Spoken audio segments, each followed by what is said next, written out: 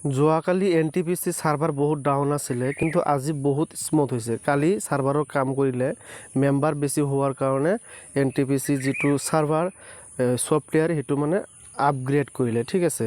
এতিয়া চাওক মই NTPC যিটো এপছ আছে এইটো NTPC এপছ, এইটো NTPC এপছত মই ক্লিক কৰিলোঁ। যোৱাকালি NTPC আৰু দুটা প্লান এড কৰিছে হা, দুটা প্লান লঞ্চ কৰিছে সিহঁতে। আপোনালোকে চাওক, আপোনালোকক এইটো ভিডিঅ'ত আজি দেখুৱাম, ঠিক আছে। এতিয়া চাওক এইটো মানে এপছ হয় আৰু এইটো হ'ল গুগলৰ পৰা, ঠিক আছে। মই গুগলৰ পৰা লগ ইন কৰিম।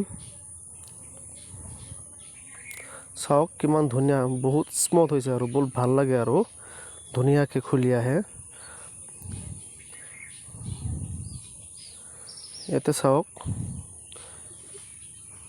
এই দুটা প্লান কিন্তু আগতে নাছিল। আগতে প্লান এইখিনিহে আছিল, ইয়াৰ পৰা ওপৰ ফালে প্লান আছিল। এই দুটা প্লান আগতে নাছিল।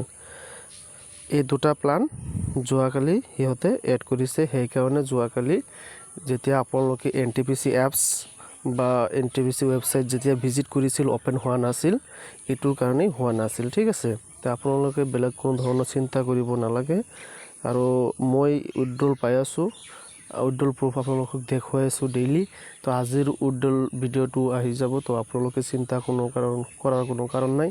যদি আপোনালোকে ৰিস্ক ল'ব পাৰে, আপোনালোকৰ ৰিস্ক কিন্তু কোনেও নলয় হা, নিজৰ ৰিস্ক নিজে লৈ কাম কৰিব লাগিব। যদি আপোনালোকে আপোনালোকৰ ৰিস্ক লৈ ইয়াত ইনভেষ্ট কৰিব পাৰে কৰিব, কিন্তু ছিষ্টেমটো বহুত ৰিস্কি হয় হা। এইটো মানে বহুত ৰিস্কৰ ছিষ্টেম, কিয়নো কালিও বন্ধ কৰি দিব পাৰে, ঠিক আছে।